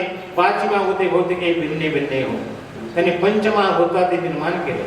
माया निर्माण केली आणि हे सृष्टी चक्र सुरू केलं. हा परमात्म्याचं रूप आहे. ही माया दिसते. ही माया नसून, पृथ्वी नसून, आकाश नसून, हे परमात्म्याचाच विस्तार आहे. एकच परमात्म्याला अद्वैत ज्ञान म्हणतात. जोपर्यंत अद्वैत ज्ञान प्राप्त होत नाही तोपर्यंत जीवात्मा मुक्तीला प्राप्त होत नाही. द्वैतामध्ये मुक्ती नाही. द्वैतामध्ये जन्माने मुक्ती आहे. पुनरुपी जननम पुनरुपी मरणम पुनरुपी जन्नी जैत्रे शयनम. हे संसारे कृतस्तारे कृपया पाहे पाहे मुरारे. भज गोविंदम भज गोविंदम गोविंदम भज मूढमते. भक्ती ही अद्वैतासाठी आहे. आणि ती भक्ती ज्ञान होण्यासाठी प्रथम अद्वैत दृष्टी प्राप्त व्हावी लागते. काही ऐशी दृष्टी पाहता होईन. अवघे हे जन देखे डोळा ब्रह्मरूप. तुकोबाराने पहिली देवाला मागणी घातलेली आहे. पहिले मला हे दे देवा. नको इच्छा निंदा द्वंद अवघा गोविंद निसंदेह. नर नारी बाळे अवघा नारायण ऐसे माझे मन करी देवा. की देवाला भक्ती करायची आहे पण व्यवस्था माझी लावून द्या. पहिले ती व्यवस्था अशी करून द्या मला सर्वत्र नारायण दिसला पाहिजे. नर नारी बाळे अवघा नारायण अशी मला दृष्टी द्या पाहिजे. नाहीतर मी फसत राहील. ही महिला आहे, पशु आहे, व्याघ्र आहे, ही गाई आहे, ही जमीन आहे, आकाश आहे. ह्या द्वंद्वामध्ये मी फसून जाईल. आणि त्या फसल्यामुळे आता मी कित्येक जन्म भोगत आलेला आहे. आता मला फसायचं नाही. म्हणून तुकोबारायांनी नुसतं देवालाही सांगत नाही टाकलं, आपल्या स्वतः इंद्रियांना पण आज्ञा केली आहे. घे घे माझे वाचे गोड नाम ठेवाचे. तुम्ही ऐका रे कान माझ्या विठोबाची गुण. मनात येते धाव घेईन राहे केशवाची पायी. प्रत्येक इंद्रियांना, वाचेला, मनाला, कानाला काम दिलं. तुम्ही एकच काम करा, फक्त परमेश्वर भजन करा आणि देवाकडे नाही मागून येत नाही मला अशी दृष्टी द्या. नंतर तुकोबऱ्यांना योग्य ती अवस्था प्राप्त झाली. अवस्था पहिले काय करायची असते, या जगताच्या रोडवरती जर तुम्हाला पात्र परिचय करायचा आहे, रोल वाटायचा असेल, आपली योग्य स्थिती पाहिजे. भक्तीचा रोल करायचा असेल, इंद्रियांची योग्य ठेवण पाहिजे, ईशांचा योग्य वेळेस त्याग केला पाहिजे, संसार वासाचा वेळेस त्याग केला पाहिजे, तरच हे शक्य आहे. हे युनिफॉर्म शक्य नाही. माळ गंध ही युनिफॉर्म आहे, हा गणवेश आहे, गणवेशाने शक्य नाही. एखाद्याने शिवाजी महाराज गणवेश घातल्याने आपण ठाण मारू शकत नाही, तो नाट्य गणवेश झाला. हे नाटक नाहीये, हे प्रत्यक्ष आहे. प्रत्यक्ष आम्हाला ते अंगी आणायची अवस्था. म्हणून माऊलींनी ज्ञानेश्वरीमध्ये पहिला शब्द अध्याय घालताना परमात्माचा क्षार्थ तो अध्याय शब्द परमात्मा वाचक की आदि अनादि सत्ता परमात्म्याचे कालवाचक परमात्मा वाचक. ओम नमो जी अद्या एक अर्थ दिशा वाचक. ते आद्यामध्ये दिशा काय भानगडे, तो परमात्मा सर्वोच्च ठिकाणी आहे. गीतेमध्ये 15 ते पुरुषोत्तम योगाचा ऊर्ध्वमूलमद शाखम अश्वत्थम प्राहुरवेयम छन्दांश परमाणि यस्तम सवेद सवेदवे. पुरुषोत्तम म्हणजे परमात्म्याचं वर्ण स्वरूपाचा. तो परमात्मा पुरुषोत्तम सर्वोच्च स्थानी आहे, त्याच्यापेक्षा उच्च स्थान कुणाचंच नाही. उच्च म्हणजे ही दिशा आहे, अधिकार पण आहे, अधिकारार्थाने पण आहे. समजा आमची गावची एक व्यक्ती दिल्लीला आहे एखाद्या पदावरती, आम्ही म्हणतो आमचा मग सर्व उच्च ठिकाणी आहे. उच्च म्हणजे तो आकाशात नाही, तो सत्तेने उच्च ठिकाणी आहे. सत्तार्थाने शब्द आहे अद्या. आणि दिशावाचक आहे, ऊर्ध ही दिशा आहे. वरती जे बोलतो ना ही एक दिशा आहे. पूर्व पश्चिम दक्षिण मुख्य दिशा, आग्नेय नैऋत्य वायू ईशान्य उपदिशा, अधो म्हणजे खाली, ऊर्ध म्हणजे वरती. ह्या 10 दिशा आहेत, दश दिशा आहे. अद्या शब्द दिशावाचक आहे, परमात्मा वाचक आहे, कालवाचक आहे, परमात्मा सत्तावाचक आहे. आणि एका शब्दाने माऊली ज्ञानेश्वर नमन पूर्ण केले आहे. ओम नमो जी अद्या वेद प्रतिपाद्या. पुढे नंतर दुसरा शब्द वेद हा शब्द टाकलेला आहे. 2 नंबरला वेद शब्द आहे ज्ञानेश्वरीमध्ये. पहिला अद्या वेद शब्दाला स्थान देण्याचं कारण हा धर्म वैदिक आहे, हिंदू नाही. हिंदू ही संस्कृती आहे. परकीय लोक इतिहास काळामध्ये भारतामध्ये येताना खैबर खिंडीतून यायचे. त्यावेळेस जहाजांचा विकास नव्हता, हवाई जहाज विमानांचा विकास नव्हता, पायीच प्रवास चालायचा. आणि एकच रस्ता होता भारतात येण्याचा, खैबर खिंड. उत्तरेकडून हिमालय होता, तिन्ही बाजूने समुद्र आहे, प्रवास बंद आहे. पेशवर प्रांतातून परकीय नागरिक भारतामध्ये यायचे. येणाऱ्यांना आम्ही अनार्य म्हटलो, आर्य म्हटलो. आलेला आर्य, स्थायी अनार्य. जे बाहेरून आले आर्य ते हिंदुस्थानामध्ये येताना त्यांना पहिले सिंधू नदी लागायची. हिंदुस्थानामध्ये राहणारे लोक संपूर्ण त्यांनी पाहिली. हिंदुस्थानचा आपण हिंदुस्थान आहे. सिंधू आणि हिंदू एकच शब्द आहे, वेगळे नाही. दोन्ही एकच अर्थ आहे, हिंदुस्थान आणि हिंदुस्थान. पहिलं सिंधू प्रांत लागायचा, सिंधू नदी लागायची. सिंधू प्रांतात राहणाऱ्या लोकांची संस्कृती म्हणजे हिंदू संस्कृती, सिंध संस्कृती. म्हणून आम्ही हिंदू धर्म, पण हिंदू धर्म नसून संस्कृती आहे. धर्म आहे वैदिक सनातन धर्म. सनातन म्हणजे अनंत काळापूर्वी होता, अनंत काळानंतरही राहणार, संपणार नाही, याला म्हणतात सनातन. वैदिक म्हणजे ज्याचा आधार वेद आहे. प्रत्येक धर्माला धर्मशास्त्र आहे. या धर्मात धर्मशास्त्र वेद आहे म्हणून वैदिक धर्म आहे. ख्रिस्ती धर्माचं ग्रंथ बायबल आहे, इस्लामचं कुराण शरीफ आहे. प्रत्येक धर्माला आपलं धर्ममत आहे. प्रत्येक धर्म आमच्या त्यांचे धर्मग्रंथ आहे. आमचं धर्मशास्त्र वेद आहे. वेद म्हणजे नेमकं काय? वेद कोणी निर्माण केलेले नाही. जगातील सर्व ग्रंथ लिहिलेले आहेत ऋषीमुनींनी, साधू संतांनी. वेद कोणी लिहिलेला नाही. वेद भगवंताच्या निश्वासातून स्वयंप्रकट झालेले आहे. स्वयं ब्रह्म जसं स्वयं निर्माण होतं तसं वेद स्वयं निर्माण झाले भगवत निश्वासातून. वेद हा अवतार आहे आणि वेद हा शब्द कसा निर्माण झाला याचं थोडं चिंतन करा. वेद हा शब्द विद धातूपासून निर्माण झाले. विद विद म्हणजे जाणून घेणे, विचार जाणून घेणे. जाणीवेनंतर ज्या अवस्था होत्या ज्ञान म्हणतात. ज्ञान ते वेदा जाणीवेनंतर जे ज्ञान होतं त्याला म्हणतात वेद. म्हणजे ह्या धर्माचा पाया ज्ञान आहे. वेदाचा होतो ज्ञान. हा धर्म ज्ञान प्रधान आहे. ज्ञानानंतर ज्ञानाशिवाय कर्म कळत म्हणजे कर्म प्रधान धर्म आहे. याला वैदिक धर्म म्हणतात.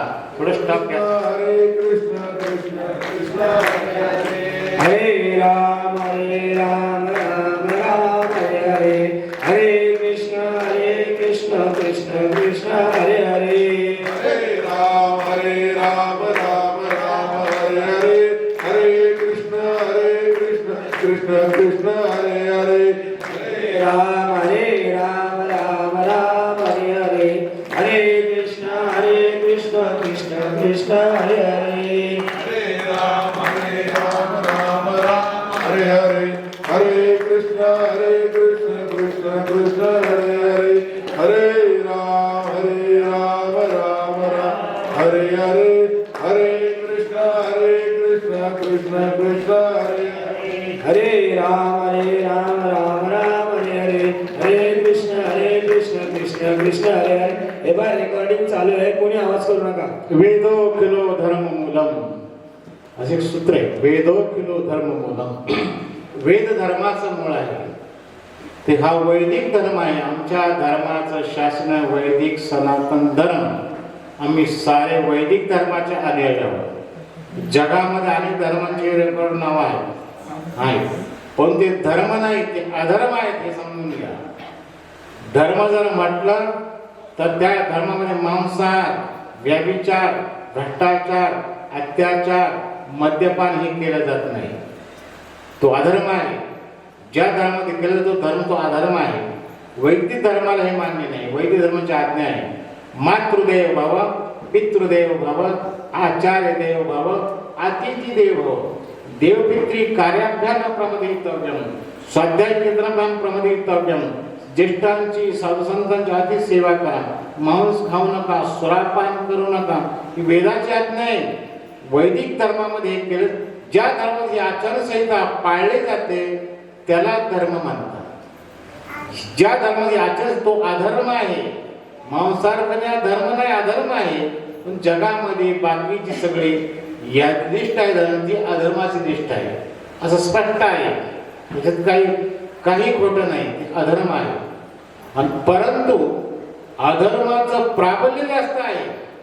आज जगामध्ये 112 राष्ट्र ख्रिस्ती धर्माचे आहेत, 56 देश इस्लाम धर्मीय आहे, 16 राष्ट्र बौद्ध धर्मीय आहे. भारतच देश फक्त हिंदू मानणारा देश. भारतामध्ये 60% हिंदू आहेत, 40% अन्य आहे. म्हणजे जो मूळ सनातन धर्म इतका छोटा आहे मोठ्या जगामध्ये. एवढा छोटा कमी असून सुद्धा याचा बिमोड होत नाही. सनातन राहतो, अखंड राहतो. याचं नेमकं काय कारण? संख्याबळांचं फार कमी मोठ्या जगात हिंदूंचं, आणि तरी याचा बिमोड होत नाही. याचं एकच कारण आहे, यदा यदा धर्मस्य ग्लानिर्भवति भारत अभ्युत्थानं धर्मस्य तदात्मानं सृजाम्यहं परित्राणाय साधूनां विनाशाय दुष्टानां धर्म संस्थापनार्थाय संभवामि युगे युगे. की हा धर्म रक्षण करण्यासाठी परमात्मा अवतार घेतो. हा धर्म संपून देत नाही. भगवंताने गीतेमध्ये वचन दिलं आहे या श्लोकातून अर्जुनाला की माझं मुख्य अवतार घेण्याचा हेतू काय आहे? परित्राणाय साधूनां. पहिली माझे कर्तव्य साधूंचं रक्षण. साधू शब्द आलाय गीतेमध्ये भगवंताच्या मुखातून बरं का, संत मुखातून शब्द नाही ना. परमात्म्याची वाणी परित्राणाय साधूनां. मी साधूंच्या रक्षणासाठी अवतार घेतो. साधू शब्द वापरलाय, संत शब्द नाही, ऋषी नाही, ब्राह्मण नाही, भक्त नाही, साधक नाही, योगी नाही, मुनी नाही, सर्व शब्द बाजूला ठेवले. भगवंताने साधू शब्द वापरलाय. परित्राणाय साधूनां. साधूंचं रक्षण झालं तर सर्व सुरक्षित राहतील. ब्राह्मण ऋषी मुनी सगळे सुरक्षित राहतील. आणि साधूला मुळाला पाणी घातलं पाहिजे.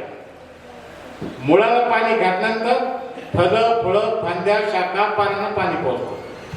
म्हणजे साधुत्वामध्ये ब्राह्मण असते पण ब्राह्मण साधू नसते. साधूमध्ये सर्वांचे गुण आहे. साधूमध्ये ब्राह्मणांचा गुण आहे, त्यागाचा गुण आहे, वैराग्याचा गुण आहे, अध्ययनाचा गुण आहे, तपश्चर्याचा गुण आहे, दयेचा गुण आहे, परोपकाराचा गुण आहे. पण तो ब्राह्मणामध्ये साधुत्व असेल असं नाही. वैष्णव आहे पण त्याग नसणार आहे. प्रपंचाचा उपाधी मागे लागलेली आहे. संसार मोह सुटलेला नाही. वैष्णव आहे पण साधुत्व नाही. साधुत्वामध्ये सर्व गुण आहे पण साधुत्वाचं रक्षण केलं तर धर्माचं रक्षण होईल. मग भगवंत अर्जुनाला सांगतात माझा अवतार घ्यायचं पहिलं कारण परित्राणाय साधूनां, दुसरं कारण विनाशायच दुष्कृतां, हे दुष्कर्मांचं विनाश करण्यासाठी मी येतो. रावण काय दुष्कर्म करणार आहे, कंस काय करणार, त्यासाठी मी येणार आहे. याला बंधन करण्यासाठी. विनाश दुष्कृतां धर्म संस्थापनात आहे तिसरं कारण माझं. हा वैदिक धर्म रक्षण करण्यासाठी, स्थापन करण्यासाठी. मी संस्थापक नाही, याचं पुनर्स्थापन करण्यासाठी येतो. हा धर्म कोणी स्थापन केलेला नाही म्हणून पुन्हा स्थापन होण्यासाठी मी तर भगवंत म्हणतात, स्थापन करण्यासाठी नाही. हा मुळात स्वयंभू धर्म आहे. वैदिक धर्म कोणी स्थापन केलेला नाही, शंकराचार्यांनी पण केलेला नाही. हे पुनर्स्थापक आहे.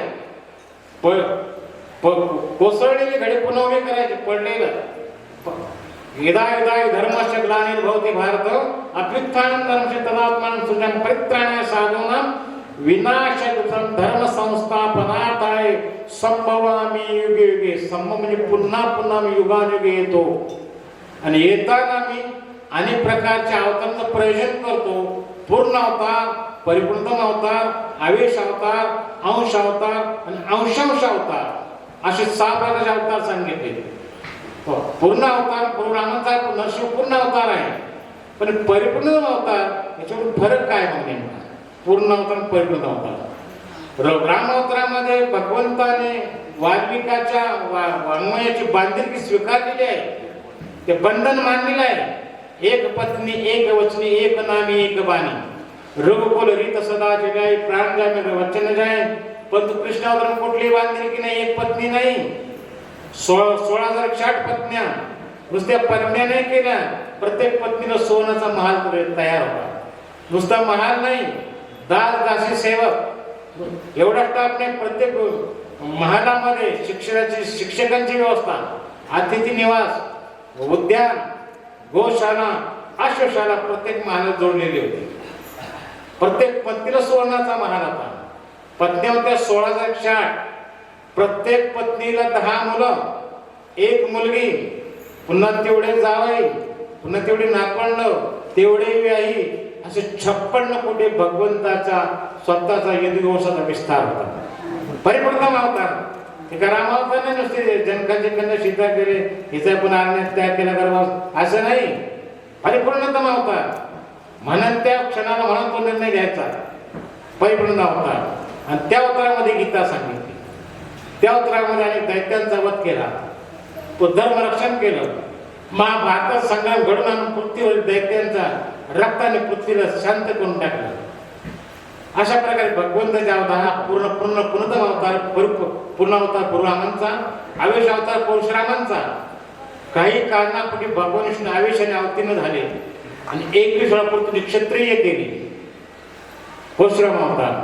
अंश अवतार ब्रह्मदेवाचा. भगवंताच्या नाभीतून ब्रह्माचा जन्म झाला आणि ब्रह्मदेव सृष्टीची रचना केली. हा अंश अवतार आहे. ब्रह्मदेवाचे मानस सनंदन, सनातन, सनत कुमार आणि 10 प्रजापती हे अंशांश अवतार आहे.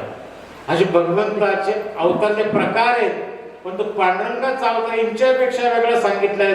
म्हणून पांडुरंगाच्या अवताराचं वर्णन करताना शंकराचार्य आपल्या अष्टकामध्ये पहिलं शब्द वापरतात. महायोग पीठे तटे भीमरथ्याम वरं पुंडरीकायं दातु मुनींद्रे समागती तिष्ठन्त मानंद कंदम परब्रह्मलिंगम भज पांडुरंगम. हा परब्रह्म अवतार आहे. हा पूर्ण नाही, परिपूर्ण नाही, आवेश नाही, अंशावतार अंशांश पण नाही. हा पांडुरंग परब्रह्म अवतार आहे. हे शंकराचार्यांनी हे अष्टक केव्हा म्हटलं याच्याकडे थोडं लक्ष केंद्रित केलं पाहिजे. शंकराचार्य वयाच्या 6व्या वर्षी आईकडे संन्यास मागितला आहे. मला धर्मासाठी संन्यास घ्यायचा आहे, धर्म प्रचार करायचा आहे, वैदिक धर्म कोलमडलेला आहे, मी त्यासाठी माझा जन्म आहे, मला संन्यास घेण्याची परवानगी दे. आई देत नव्हती परवानगी. काही लीला केल्या ते एवढा वेळ नाही तर बाकी अवांतरशी सांगायला. आईने परवानगी देताना सांगितलं, शंकर मी तुला परवानगी देते, पण ज्यावेळेस मी तुझी आठवण करेन आईने वेळेला तू मला भेटला पाहिजे एवढं वचन दे.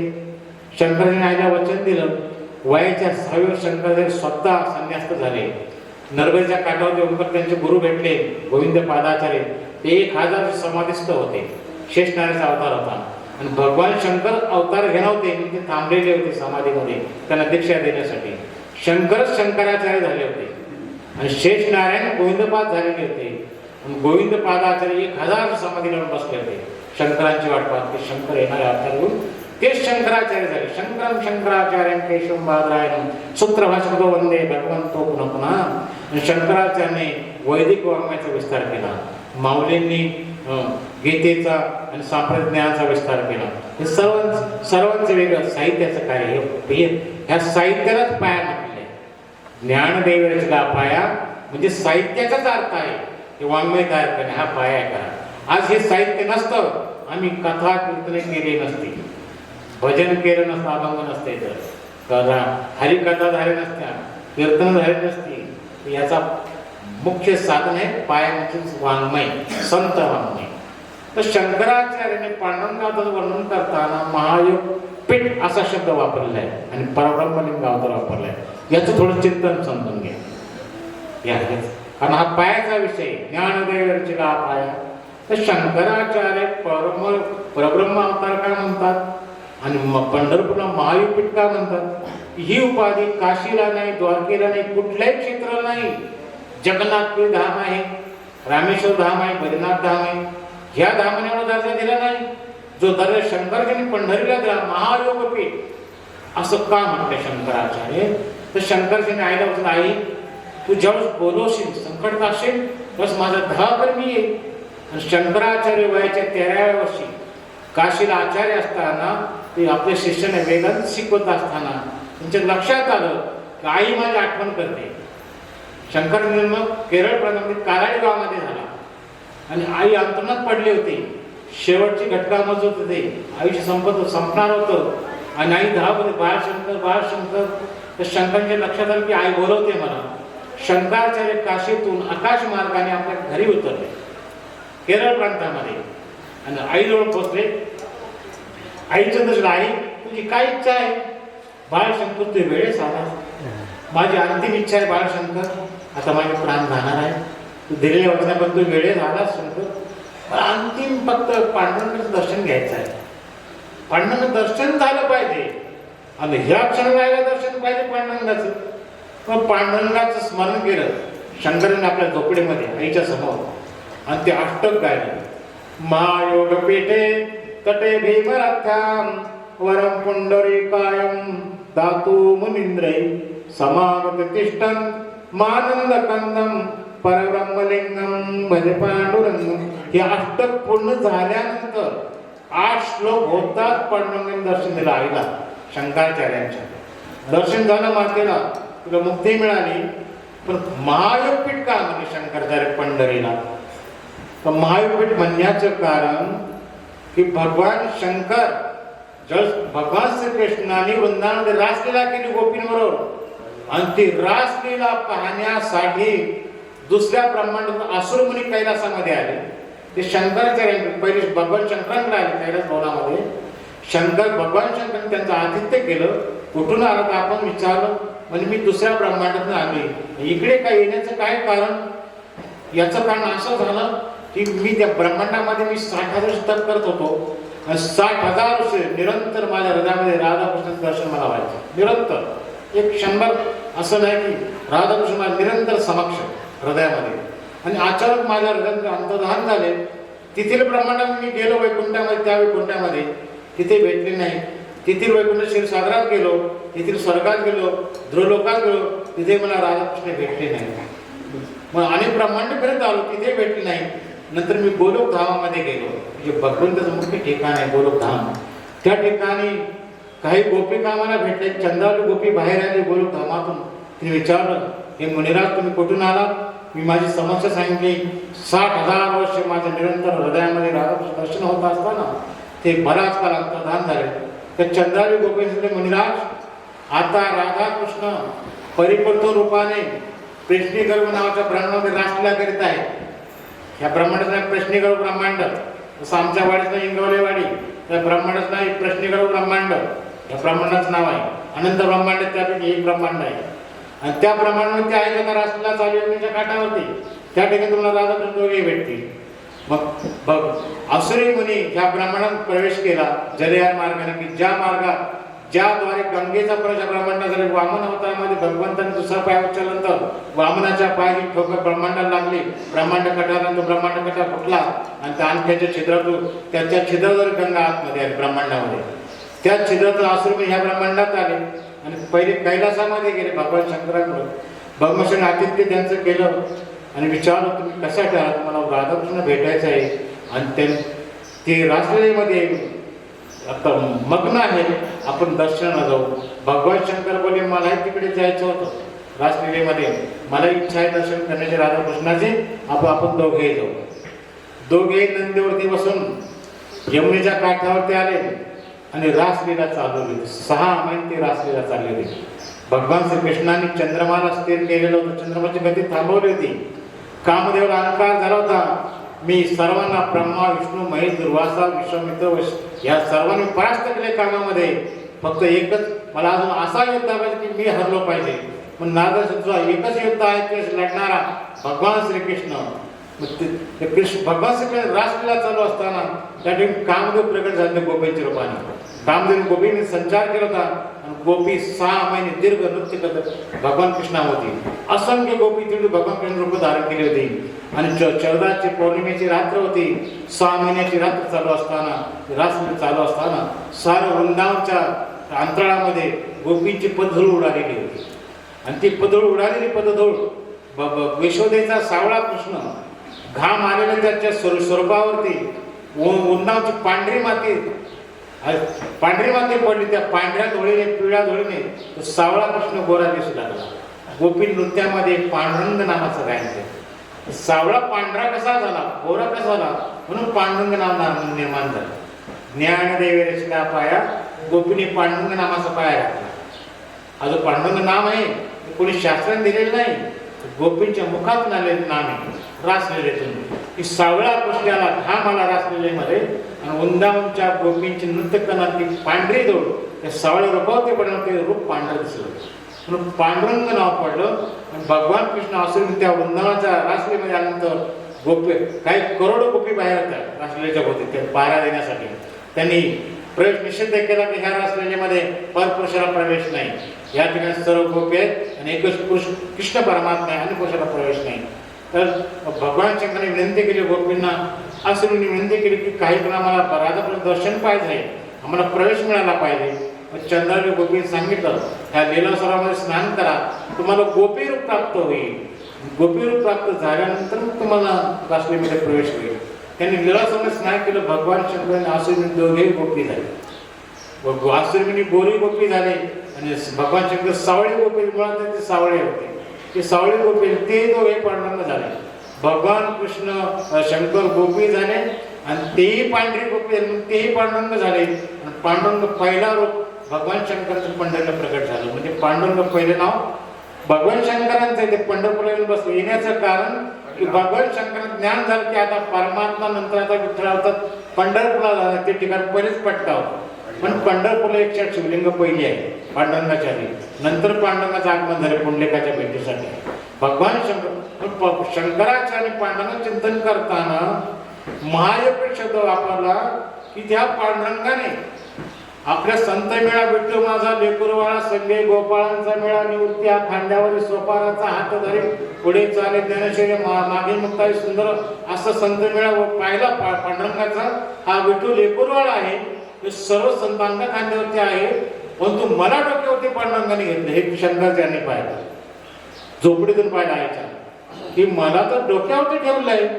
भगवान शंकर आहे, शंकराचार्य शंकर आहे आणि पांडुरंगाच्या डोक्यावरती शिवलिंग आहे. शंकरांचा अवतार शंकराचार्य, शंकराला स्पष्ट दिसले की मी तर डोक्यावर बसलोय आणि निवृत्ती खांद्यावरती आहे. बाकी चोखा रंग सगळे कडेवरती कोण पुढे आहे. विठ्ठल माझा लेकरून मला का डोक्यावरती घेतलो याचं चिंतन कळलं. मी पांडुरंग कृष्णाच्या आधी मी पंढरपुरात आलो पांडुरंगाहून आणि माझे ती म्हणून मी ते शिवपीठ असल्यामुळे या ठिकाणी आता वैष्णवपीठ निर्माण करायचं आहे म्हणून पांडुरंगाने मला डोक्यावरती ठेवलं आणि हरिहराचं एक रूप बनवलं.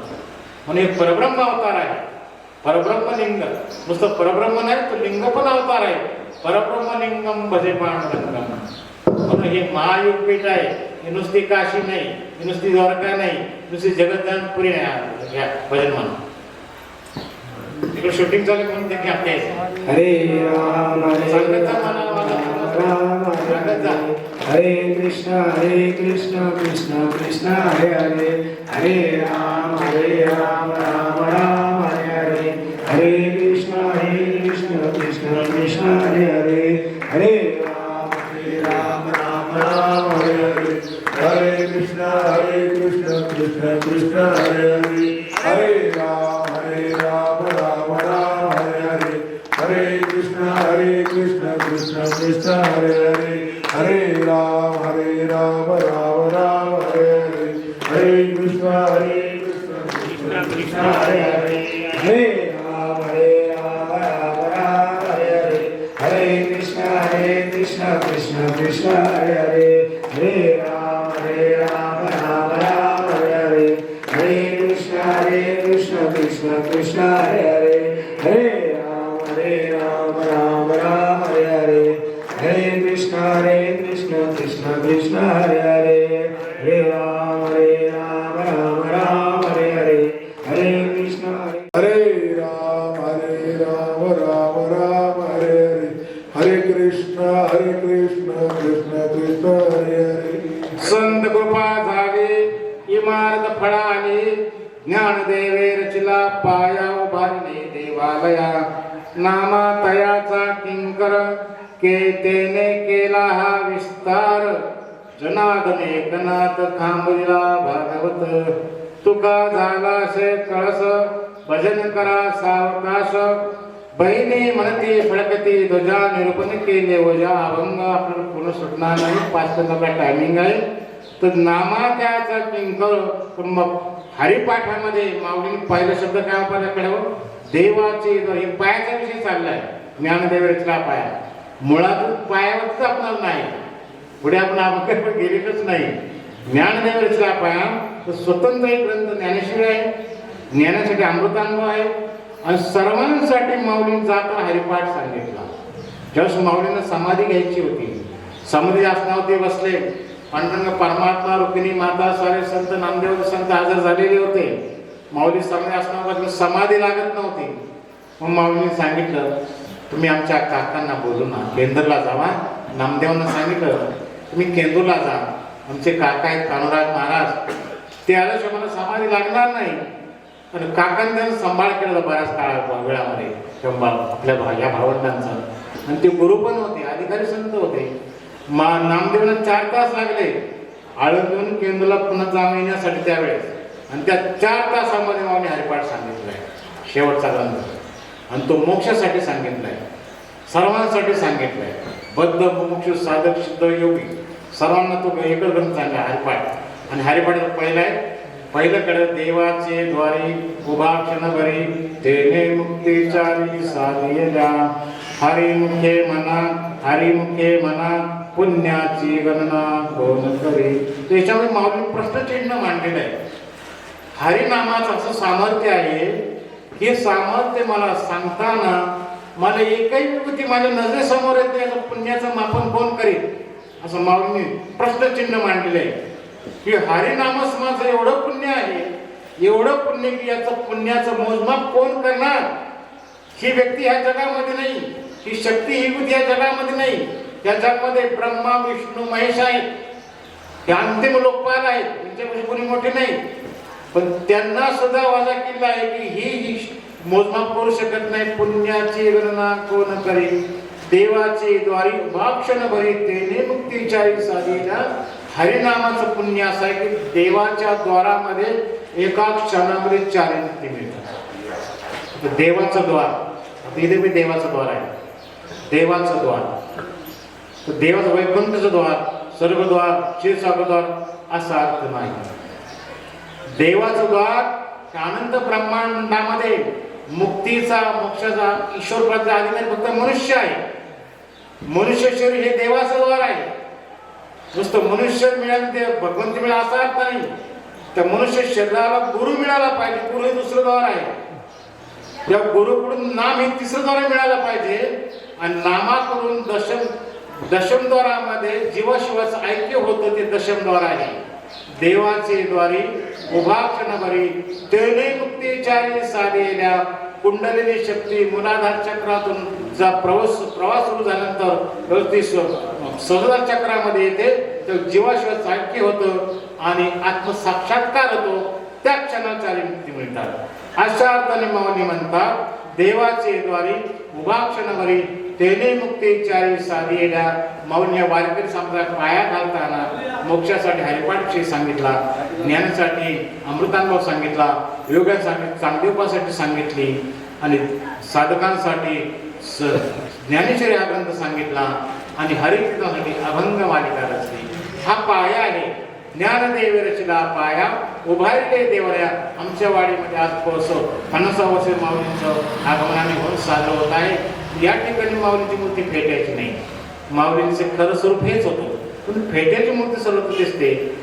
विदर्भाचे संत गुलाब महाराज अंधळे होते, जन्मांध होते आणि त्यांनी स्वतःला ज्ञानेश कन्या मानलं होतं. मी ज्ञानेश्वरीची कन्या आहे असं त्यांचा भाव होता. आणि त्यांना मासिक धर्म पण सुरू झाला होता. स्त्रीप्रमाणे मासिक पाळी सुरू झाली. ज्ञानेश्वर स्वतःला ज्ञानेश कन्या मानत होते. आणि त्यांनी एकदा माऊलींचा काशीला झाला सत्कार, त्यांनी फोटो काढला, हाताने चित्र काढलं.